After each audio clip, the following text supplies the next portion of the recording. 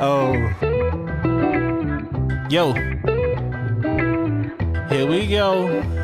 You down with RCC? Yeah, you know we. You down with RCC? Yeah, you know we. You down with RCC? Yeah, you know we. You down with RCC? Yeah, you know we. Hey, ladies and gentlemen, welcome to episode 14 of the Real Creators Collab. This is your boy Marcus, aka RIP George Floyd. It's been almost a year since that man was murdered by that coward Derek Chauvin. So rest in power to that man. Rest in power, rest in peace. It's your boy. Y'all already know who it is. It's your boy, Luvert, a.k.a. Leverticus, a.k.a. Sweet Dick Willie. And we got a special guest in the house. A special guest. Yes, sir. Yes, sir. Yes, sir. It's your boy, DonP, checking in one time for the one time. And the P stand for profit. Profit as in you are a prophet, or profit as in... For profit. For profit. My profit. For profit. Any type of profit that I can gain. Hey, man, that's a bar. That's a bar right there. That's what's up. Nah, but man, hey, before we talk about everything, how your week been? How y'all doing? My week has been good. It's been pretty good. I can't complain. I just got energized the other night, so I'm feeling good. You got a little stress reliever? Yes, it was a stress reliever. Not by my own hands. Oh, man, what about you, DonP? Hey, man. Every day the sun come up is another opportunity, and it's up to you to take it. And guess what? I took it. With that being said, my week has been phenomenal. Phenomenal. Phenomenal. What is phenomenal in your book? Phenomenal is literally setting your goals and crushing them shits. But that's what's up. A lot of people don't do a lot of goal setting at all. I mean, for the week, for the 5 months, 5 years, 10 years, they don't do no goals. You need to wake up every morning and set some goals every single day. Something needs to be on your checklist, and you need to be checking it off. If you checked off anything on your checklist, consider your day a success.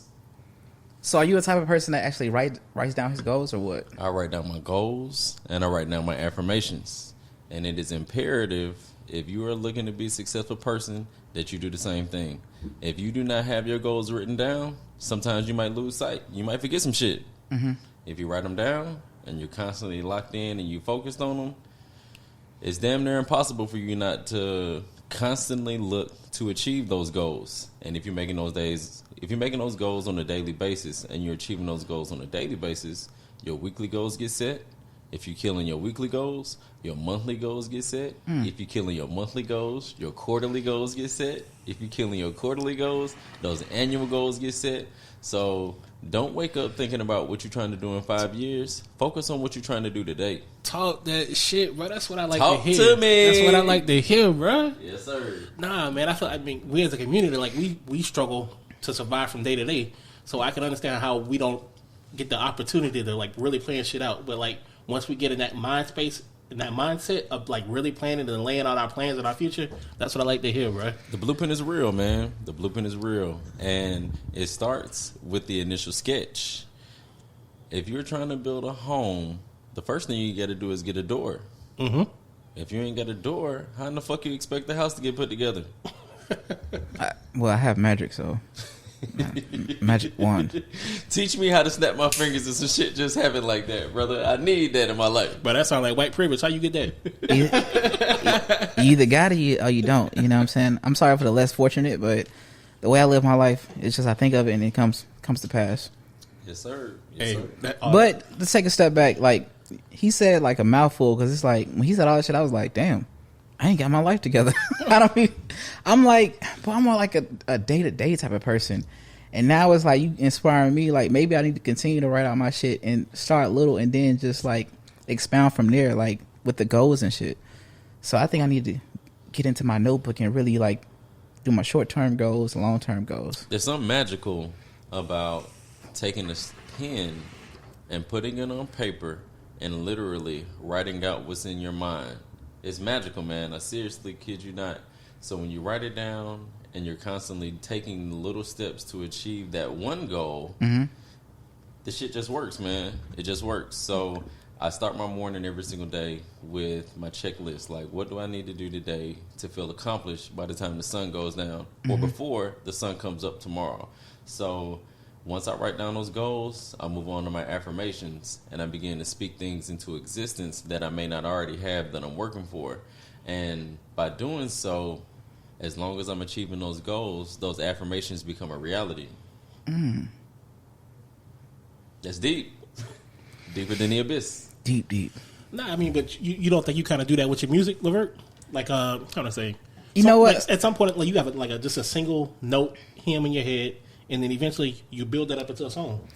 It's more like ebbs and flows, though. Sometimes I'm really on it, and then sometimes I take a step back, and I really need to get back on it. I mean, a lot of things have been transpiring, dealing with the pod and all this other shit. So it's like I'm really trying to get, because my plan was to release a song every month, and I'm kind of behind right now, so I need to probably release 2 songs this month. Yeah, get on the fucking schedule, because with him talking, it's inspiring me to write this shit down and go ahead and put it to fruition. So I need to get back on my shit. I'm calling myself out on that. Hey man, the streets fiending for that music. We need it. Hey man, affirmation number 1. Nah, but I mean, I don't know if I want to introduce, but the reason why, one of the main reasons we got DonP on the podcast today, man, he about to teach us about this foreign exchange shit. And I want to ask you about NFTs too, because that shit sounds like a scam. But educate me on that shit too. Most definitely. Well, with that being stated, DonP, the P stand for profits. And today we are going to talk about a slither in the investment community called foreign exchange. All right. So in terms of foreign exchange, a lot of people have a lot of reservations, right? I'm here to attempt to eliminate a lot of those, and the best way to do that is to provide the necessary education for everybody to make an informed decision. A lot of the times, people hear the word foreign exchange and they immediately revert to the thousands and thousands and thousands of spam requests they get from people saying, hey, sign up for foreign exchange, sign up for foreign exchange, sign up for foreign exchange. In short, that means foreign exchange, Forex. Forex. Yes, sir. Forex. This is not that, and that ain't this. All right?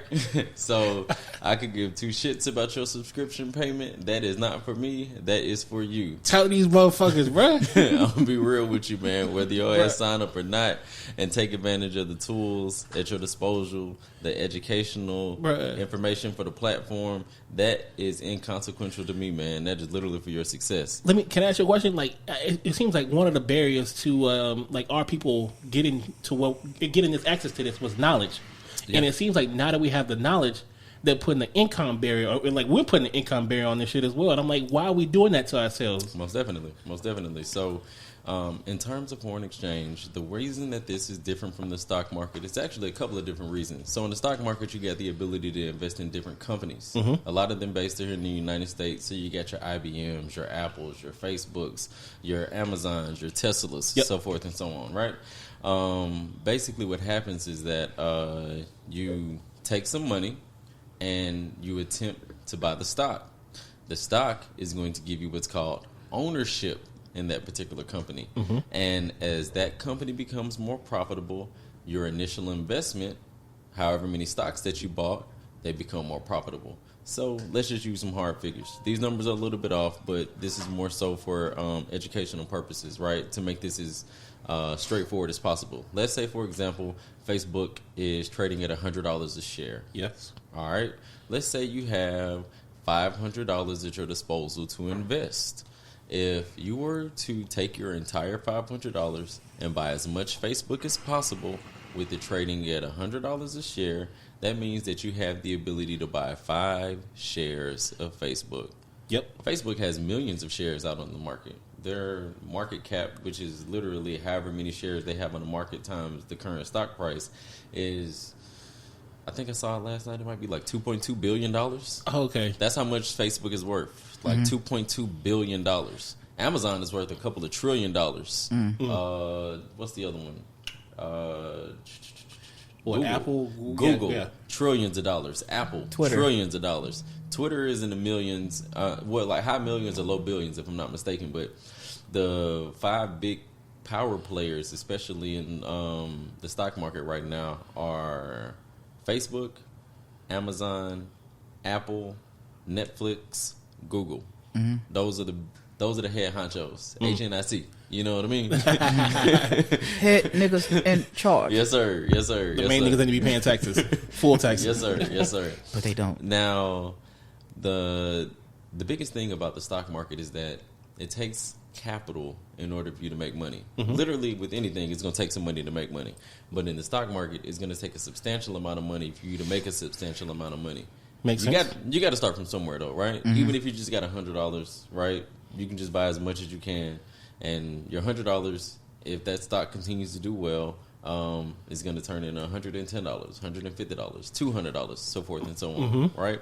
So, just to break this down in its most like simplistic form, back to the analogy at hand, if I had $500 and Facebook was trading at $100 a share, and I bought 5 shares, now worth $100 a piece, my $500 investment. If Facebook was to go up, let's say the stock price, if it went up $5, that simply means that the 5 shares that I own, I make $5 per share that I own. Yep. So the $500 that I invested, if Facebook goes up $5, I made $25. Yep. All right. Okay. It took me $500 in order to make $25. And I'm not sure how long it's going to take for Facebook to even go up $5, right? So in the stock market, we're dealing with time and we're dealing with a whole lot of capital.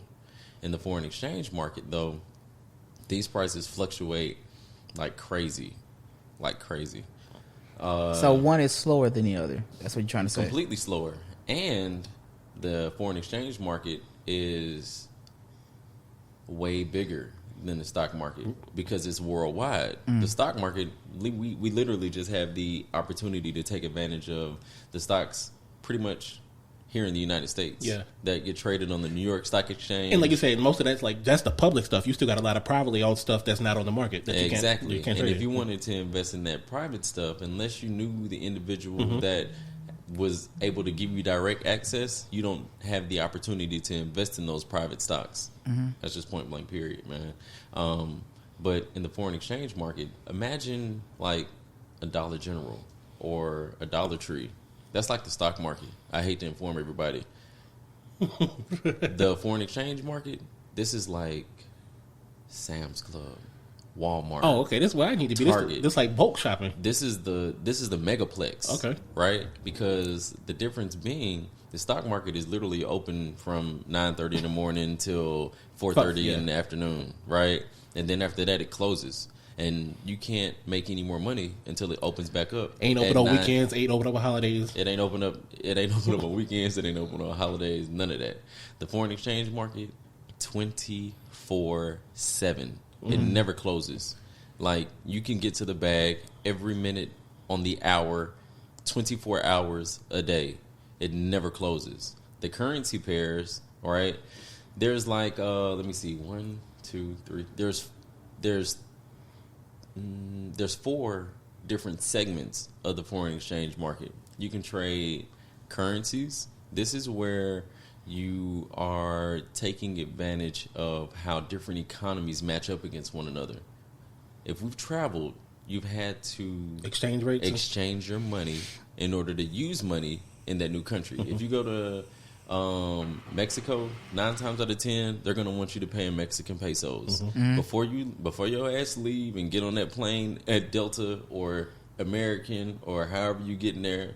I'm not shitting on Spirit. I ain't shitting on Spirit. They will take you there too. Before you get on that flight, you're gonna have to exchange your money. If you don't do it in the United States, 9 times out of 10, you're probably going to do it in the airport in Mexico before you go to your hotel, Airbnb, or resort that you're going to be staying in. Now, the dollar has an exchange rate in comparison to the Mexican peso, and it fluctuates all day, every day. And literally what that exchange rate means is $1 in the United States is worth X amount of Colombian pesos at this particular time. Yep. And as the U.S. economy gets better throughout the day or throughout the week or throughout the month, and maybe the Mexican economy gets a little worse or something like that, then the dollar in that particular currency pair it gets stronger. These currency pairs get matched up literally from every economy. You can trade the United States dollar versus the Japanese yen, the United States dollar versus like the British pound. I think like the Great British Pound versus the United States dollar. The pound is worth more than the dollar, though. Yep. Is that saying that like the British economy is stronger than the American economy right now? Currently, right now, yes. Okay. Yeah, currently, right now, yes.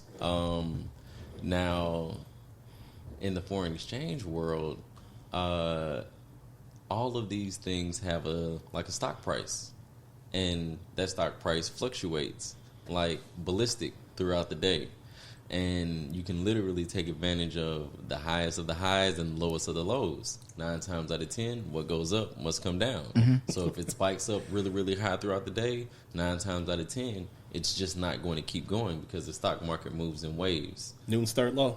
It's either going to move in a wave in an upward motion, it's going to move in a wave in a downward motion, or it's going to move in a wave sideways.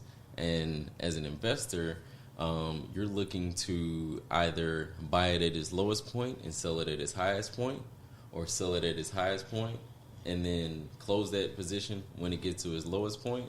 Or if it's ranging, meaning that it's moving sideways, meaning that it's not making any higher highs or any lower lows, then you literally just clipping it at the top, selling at the bottom, buying at the bottom, selling at the top, buying at the bottom, selling. That's literally how it goes, man. Question. So, if you're looking at, I guess, which software, whatever you look at the graph on the computer, whatever, does that mean you have to stay glued to the software, or you might miss out, or what? So there are actually a couple of different ways in regards to like invest, selling man. and trading and stuff like There's that. a couple of different ways to invest. Just to back it up for a quick second, I just literally just spoke about just the currency pairs. You can actually trade commodities like gold, silver, platinum. You can trade the digital currencies like Bitcoin, Ethereum, Ripple, and you can also trade indexes like the NASDAQ, S&P 500, and the Dow Jones. So you could trade stock on foreign exchange? Yeah, there actually are a couple of stocks that are available. However, what you want to take advantage of are the ones that are fluctuating the most, that have what's called the most volatility. Volatility just describes the price fluctuation of a financial instrument. So everybody's familiar with Facebook. I think it might be trading at. Let's just pull up the price right now, just so we can be as accurate as possible. Let's see. Nah, man, I appreciate you educating us about this, bro.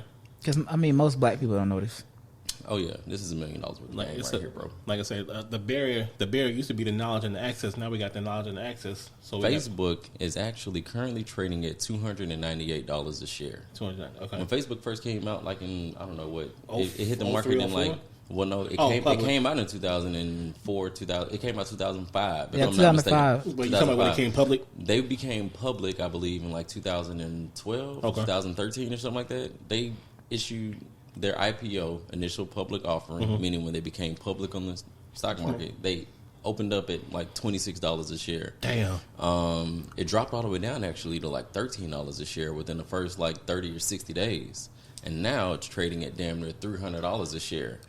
So had you invested back then, your initial investment would be multiplied times like 300% right now or something of that nature.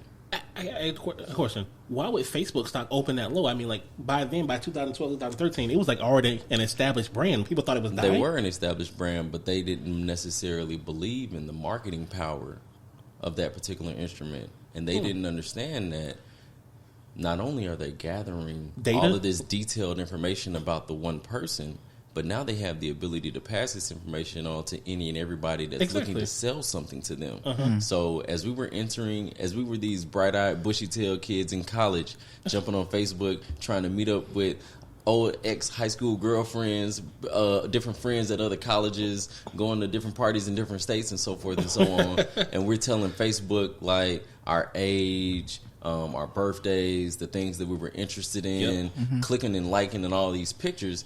They are creating algorithms that are going to essentially gather up all the information necessary to give to another company to say, hey, my boy Vert, he loves music, he loves hookahs, and he loves women. Pussy. Anything that you guys can send his way in any of those three categories, there is an 85 to 95% chance he's definitely going to look at it. And then there's a 70 to 80% chance that he could potentially buy this shit.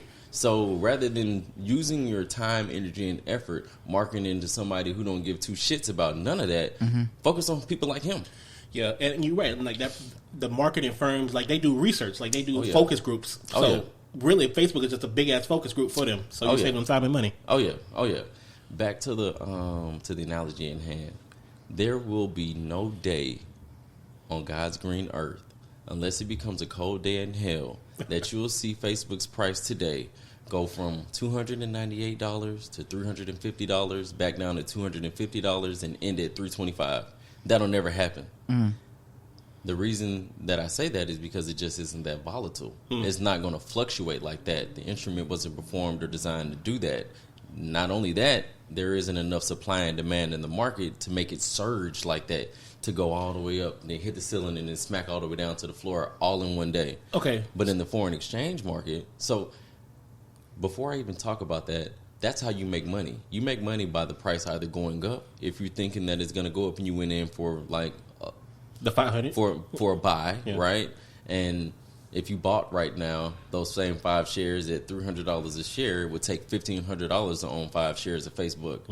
Now, if Facebook went up from this $300 to $350, you just made $50 per share times 5, which is $250. It took you $1,500 of money to own those assets in order for that to happen. However, it would have to go up $50 for you to make $150. I'm sorry, $250. Yeah. And then you would sell it when it got up to $350, and then look to short it as it rolled back down from $350, like say down to $250. What is shorting? That means that you think the stock is going to go down. A lot of people don't understand that you can actually make money in the market as the stock is going up, and you can make money as the stock is going down. So so you said like cutting your losses? Well, no, you can just short the stock. You can just say that I want to sell it. Like, I don't own it, I just want to sell it. And when it gets back down to that particular portion, like where I'm trying to buy it again at, basically it's like this. I go to my broker and I say, hey, I would like to short Facebook. I want to sell it. I don't own it right now, but I have enough money in my account in order to do this. I would like to short it right now. I know it's right at $350. I have a strong increment that the price is going to drop. So right now, I want to short the stock starting at $350. And I'll come back and I'll actually buy the shares for cheaper when I feel comfortable buying them. Now you've entered into a contract with the broker, and he's going to say, hey, I'm going to write your name down, and I'm going to say you shorted Facebook at $350, and I'll come, and you're going to come back whenever you're ready to actually buy it. So then what happens is that, let's say, for example, Facebook actually did drop, and it went from 350 and it made its way all the way back down to like 250. You come back to the broker and say, hey, boom, I'm ready. I actually want to buy those shares back now. So you initially purchased them at $350, but now you have the ability to buy them at $250. So he owes you $100 per share based upon you all's initial agreement, because when I first came to you and I said that I wanted to start shorting these things at $350, we were entered into a contractual agreement. Had the shit started to go up to, let's say, $375, I would actually owe you $25 per share. But now, because it's at $250 and I actually want to come back and get those, you owe me $100 per share. So interesting. You can make money as the stock is going up, and you can make money as the stock is going down. Now, is that the exact same thing that happened with GameStop? They shorted GameStop or something like that? That's what the hedge funds were looking to do. Okay. GameStop is a shitty stock, right? They don't even have a good platform in order to be generating money. Nobody's even going into stores right now buying video games, because you can just fucking order the digital portion of the game, and you don't even have to own the goddamn disc anymore, right? That's how initially that was GameStop's platform, and that's how they was making a boatload of money, right? So somebody would come in and buy let's say Call of Duty or NBA 2K or Madden, and they'll pay the whole $60 for the game. Mm-hmm. They'll play the hell out of it. The next one will come out, and they'll come back and sell it to GameStop. GameStop is buying the damn game at this point for $2. $2, Yeah. $5 or something like that. But then they would turn around. They would turn around and sell it to somebody who wanted that same game for like $25 or $30. Yep. So if I just bought the game back from you, Would you call that short and stop? that's exactly what it is. If I just bought the game from you for $2, and then I can turn around and sell it to this little kid that don't give a damn about the newest version for $30, I literally just made a crazy markup. I mean, a crazy markup. I'm talking like 6 times. It's way more than that because you just made like a 1,500% profit or something like that. I initially sold the game to my man's for $60. That's not illegal. He sold it back to me for $2, and then I sold it to you for $30.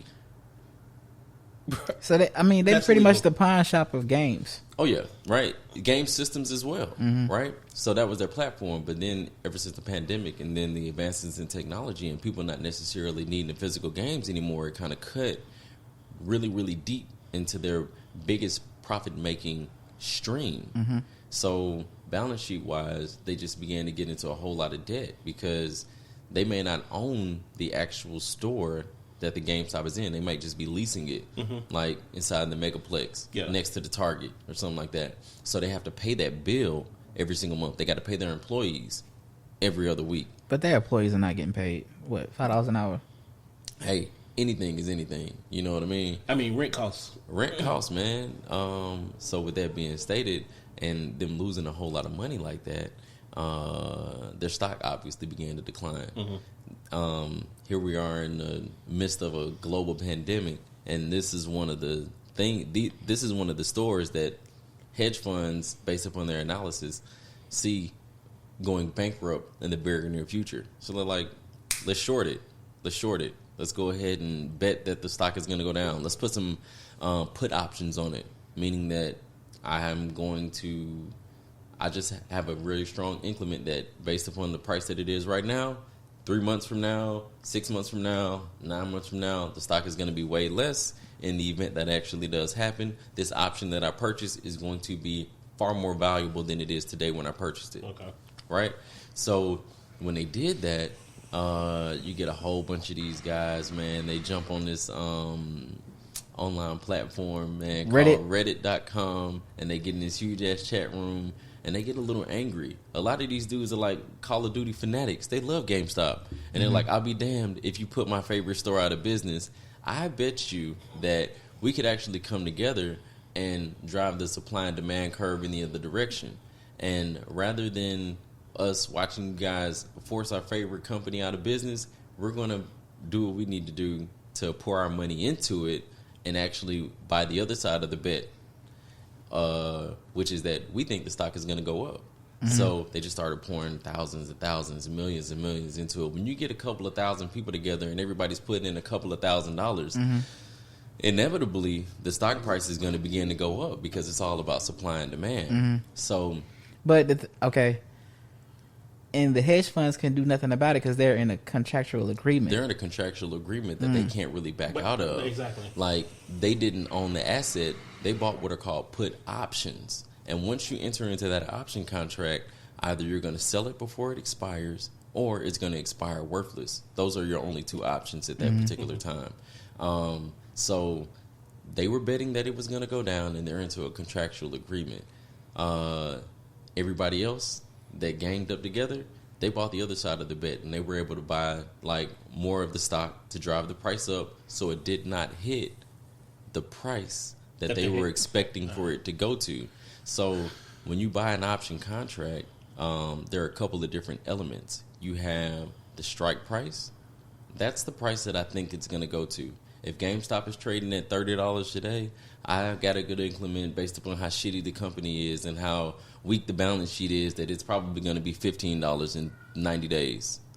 So they were buying put options, let's say, with way lesser strike prices than the current price of the stock. And I'm just using random figures here. Let's say it's trading at 30. They're buying put option contracts at like $20, $15, $18, because they knew that once it's kind of like a snowball. Once the ball gets rolling, it's inevitable. It's going to crash. Everybody on the other side, they just started buying it, and they pushed the price from like the $30 to like 32, 33, 34, 35. The hedge fund guys who are doing the analysis are like, what in the fuck is going on with the stock? Why is it not going down? They started to look and see that based upon the supply and the demand. Based upon the supply and the demand, it's like, why in the world is everybody buying this? Word got out, everybody kind of clicked together, and that's what was driving the price up, man. So those guys lost millions of dollars. Bruh. And if you had the balls to buy those call option contracts on the other side of the fence, you just multiplied it was people making like $100,000, $200,000, $300,000, $400,000, literally off of let's call it $2,000-$3,000. Damn. Yeah. We got away from Forex on that, but you spoke about the four avenues of trading: currency, what is it? Precious metals, commodities, currencies, digital currencies, and indexes. So you can trade like all the currency pairs. It's like the United States dollar versus the Japanese yen, the Great British pound versus the United States dollar, the euro versus the United States dollar, the euro versus the Japanese yen, the Aussie dollar versus the United States dollar, the New Zealand dollar versus the Aussie dollar, so forth and so on. Those are like a couple of the different currency pairs, right? You can trade commodities like gold, silver, platinum. You can trade indexes like NASDAQ 100, S&P 500, and then the Dow Jones, and then the digital currency pairs that I particularly like to invest in. Those would be Bitcoin, Ethereum, and Ripple. All right, so how do I get into some Bitcoin? I need some Bitcoin, man. I got $10,000 in the bank account. I need to buy some Bitcoin. You don't have enough for one. Damn. Unfortunately, you cannot own an entire coin. However, you can leverage your $10,000 to trade Bitcoin as though it was a physical stock. I'm serious, man. You can literally jump onto the foreign exchange platform, and with the $10,000 that you have in your account, you can purchase like whole lot sizes. And if Bitcoin literally goes from, currently I think it's like at $58,000 or something like that. If it goes from $58,000, Damn, it got up to 50? Yeah, if it goes from like $58,000 to $59,000, the lot size that you just purchased, you probably would make like anywhere between $1,000 to $10,000 off of that. So I'm like, I can't afford a whole coin. This is like a percentage of a coin. Yeah, you can either actually purchase the physical asset, meaning that you own a coin or a portion of a coin. Gotcha. Or you can trade it like it's a stock. And as the price goes up based upon how much in your account that you've leveraged, you'll make money off of that. So you can leverage anything up to a penny to 10 cents to $1 to $2 to $10 to $20. It just depends on how much money you have in your account. Yeah. Obviously, the more that you leverage, the more money you have. The more money you have the ability to make. On the flip side of that, the more you leverage, the more you can lose. So it's always important that you educate yourself before you just jump in gung-ho, thinking that you can only make money if the stock is going up, because you can literally make money as the stock is going down. You just have to apply a little bit of education, a little bit of a little bit of analysis and a little bit of education, man. I kid you not. Okay, you spoke about volatility earlier. It seems like Bitcoin is kind of volatile. It's extremely volatile. At the end of December, Bitcoin was trading at I think it got as high as maybe like 19,000. Here we are in April. It's hit $62,000 already. It's headed to 70. It's headed to 70. It's literally heading to 70. If you look at Bitcoin's chart, it looks like this. There are a couple of times where you see it dip down, but it shoots right back up. It dips down, it shoots back up to the moon. Clearly, cryptocurrency is the currency of the future, but it's very volatile. Yep. I guess my question is, where can I go to get my foot in the door? Where can I go to get this percentage of this Bitcoin with the money I got in my bank account? All right, so you got 4 different options. Okay, you can buy the Bitcoin on Cash App. You can get in your Cash App account and actually buy the Bitcoin. I see that when I and log as the Bitcoin is going up or is going down, you're either making or losing money. You can get a Coinbase account, same situation, same shit, different toilet. You can actually buy a percentage of the coin, and as it's going up, you're making money. As it's going down, you're losing money. Or you can trade it like a stock on a platform that I personally prefer called MetaTrader 4, and you're literally trading it like it's a stock. And you can buy it or you can sell it, meaning that you can go long or you can go short. So if you go long, as the stock of Bitcoin goes up, based upon the lot size, which is the amount of your account you're looking to leverage, you're making money as the stock is going up. Or you can short it, meaning that you want to go in for a sell. And based upon the lot size that you apply to that short, as the stock is going down, you're making money. My personal preference, and this goes for not only the cryptos, not only for the currency pairs, not only for the commodities, it's called HFX. This stands for high frequency foreign exchange. This particular platform allows you to make money in minutes. Okay. In minutes. Basically, all you're doing is stating that I think the price is going to be higher or lower in the next 1 minute, 2 minutes, 3 minutes. And if that price, if you thought the price was going to be higher in 60 seconds and the price is actually higher in 60 seconds, you win that fucking trade. So it's like playing craps or roulette or something. Something like that. However, we apply our analysis so we're not just gambling. Yeah. So we're looking for it to hit what's called a floor. In the stock market, in terms of these charts, you have something called a floor. That's called your support. You have something called a ceiling. That's called your resistance. We literally wait for it to hit the floor on a really high time frame, like on the 1 hour chart or the 4 hour chart or even the daily chart. And we look for an entry point that we know it's going to reject off of, meaning that it's not going to go any lower. It's going to hit this particular point and then begin to go up. And if I can get in at the lowest point possible and I fucking click that call button and I say in 60 seconds, I think Bitcoin is going to be higher in 60 seconds than where it is right now, and that price is higher in 60 seconds, I'm winning anywhere between 60% to 85%. What that means is if I say I bet $1 Bitcoin is going to go up in 60 seconds and it's actually higher in 60 seconds and Bitcoin is paying out 80%, I get back $1.80. If I put up $100 and Bitcoin is higher in 60 seconds and I said I thought it was going to be higher in 60 seconds, I get back $180. $1,000, $1,800. $10,000, $18,000 in 60 seconds. So a lot of the times I'm going in for trades anywhere between 1 minute, 2 minutes, 3 minutes, and I'm leveraging anywhere between $20 to $500. And I'm doing this on currency pairs, and I'm doing this on cryptocurrencies on the weekends. And you can go in saying that you think the price is going to be higher or you think the price is going to be lower. So if it's hitting a key level of support, which is a floor, and I go in at what I feel to be the lowest point and it actually goes higher, and I set my time frame and I say I think it's going to be higher in 2 minutes. I click the button, and for 2 minutes you're going to see the price continue to fluctuate. And as long as we hit that 2 minute mile marker and the price is higher, by the end of that 2 minute expiration, I win that trade. On the vice versa of that, if I say it's going to be lower, if in 2 minutes I click that button and 2 minutes after that the price actually does go down, I win that trade. And these things are paying out, like I stated, anywhere between 60 to 90%. Interesting. I'm definitely checking that out. Yeah, man. So just from some personal About to use my stimulus on that. personal success stories, man, I've turned $150 into a few thousands of dollars in a matter of weeks.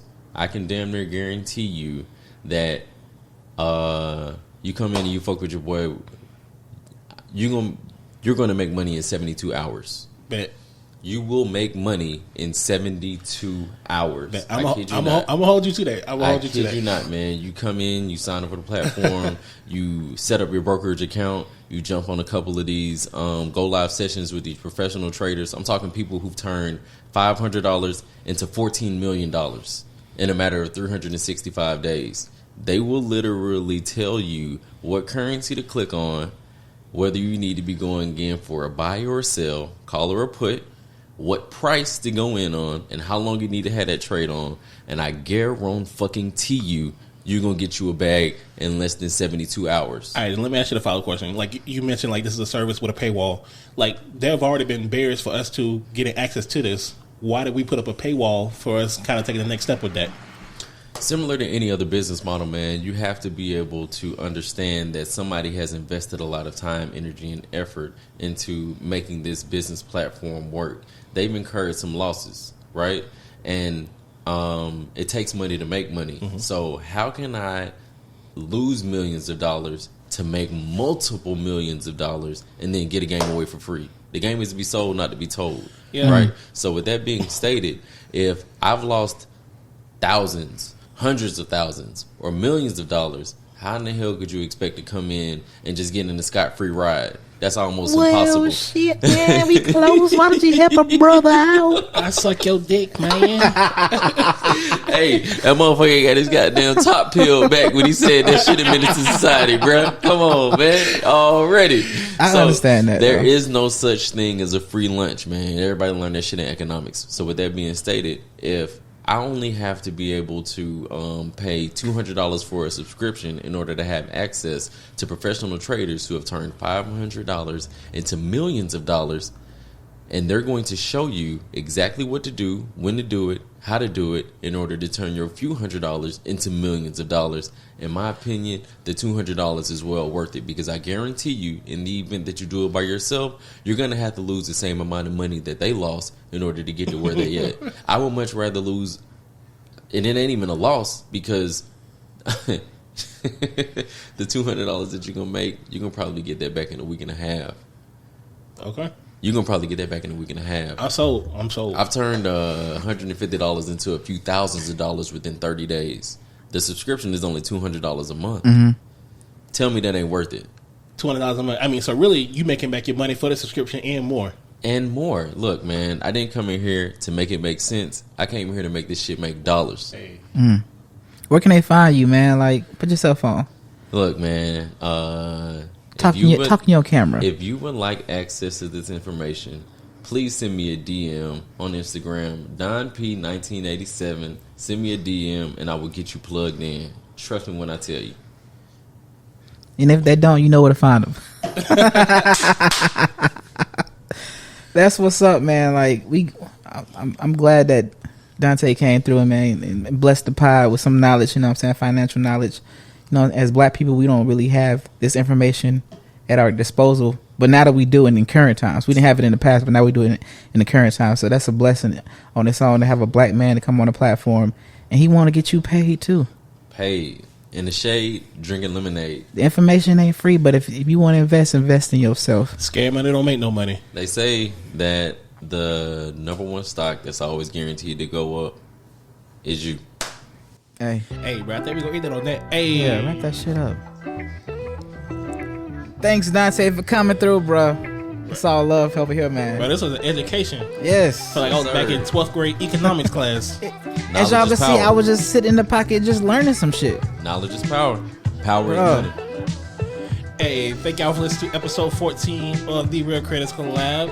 This is your boy Marcus. It's your boy Levert, a.k.a. Leverticus.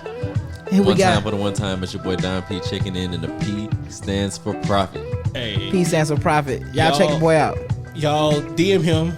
Also, like, rate, review, comment, all that good shit on the social platforms. Instagram, Facebook, Twitter. Comment, subscribe, join, you know. Fuck with your boys. Join the movement. Collab. Fuck with your boys. And we out. We out.